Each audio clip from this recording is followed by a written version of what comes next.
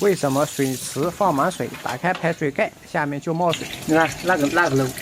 知道吧？不是那，是下水，是下水堵了，不是那个漏，知道吧？是这个堵了，对，它不是，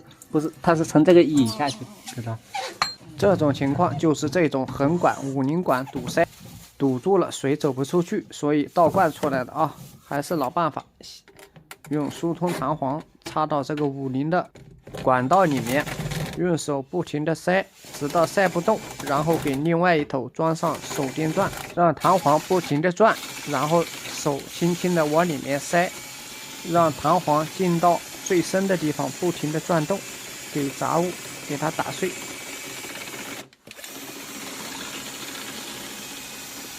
弹簧边转边往外抽，抽到弯头的那个地方，可以稍微停动一下，多搅几下，给杂物清理干净。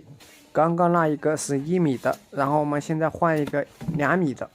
长弹簧啊。这个弹簧是1.2粗的，是偏硬一点的啊。然后我们给它弹簧给它抖开，弹簧蓄直以后，然后给疏通的这一头给它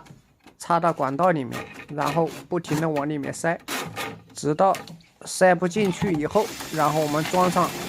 手电钻，然后不停的转，再用手边往里面推，让手电钻不停的转啊。这个方法一般的师傅都不跟你讲啊，还是老方法，往里面塞到最深，留个一节，然后再往回拉，转着拉啊。不停的搅动，看看，你看看这个接口里面好脏啊！好嘞，这个就疏通好了，然后给这个五棱管插到接口上，然后给水池打开，放点水，给管道冲洗一下，因为刚刚给杂物打碎了，放点水，给杂物冲到排水管道里面。是的，还挺好。下面我们放一点热水啊，客户家热水器是42度热水，水放到够使用的量就打开排水盖，看一下下面有没有刚刚那种漏水情况，看看很好，现在没有漏水情况，水流的也非常快啊，看看下面还是没有流，是不是证明刚刚疏通的就非常有效？下一步呢，为了多给客户家疏通的干净，我们再次给这个排水管拿到旁边去，再给这个五棱管拿掉。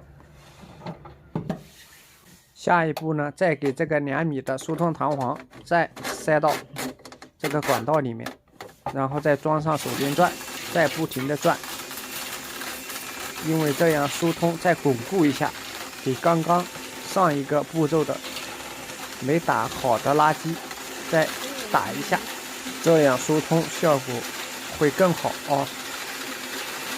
刚刚疏通了一次，这一次疏通管道里面感觉很轻松，没有阻碍哦。这下拽的时候发现这个五棱管有点晃动，这个地方有点晃，要给铁丝绑一下。然后我们在工具包里找了一个2.5的同心线，它下面有一个吊丝，然后我们给同心线缠到吊丝上面，给管子固定一下，疏通的时候这个管子就不会晃动，也起固定作用啊。我们尽量给这个电线多拧几圈。好嘞，下一步还继续给这个管道疏通，再不停的搅动啊。现在搅好了，我们给这个五棱管再装回去，然后再给下水管插到这个五棱的排水口接口里面，插好啊，不要掉下来。客户家这个下水斗螺纹有点松动，有点漏水，我们给它上紧一点，就不漏水了。现在给大家分享一下，讲解一下，客户家这个下水管还是设计的挺好的。看看这一头比较高，然后出水口的这边比较低，有一个很好的斜坡，看看有这种进水高出水低，这种就不容易堵。这一种排水管还是设计的非常到位的啊。疏通了2次，我们现在给水池放满水，现在很大量的水，然后我们打开排水盖，我们再给这个过滤装置的网再给它拿掉，这样出水是最大的，流水也是最大的。再看一下下面，一点都不漏，是不是？滴水不漏，只要管道不堵，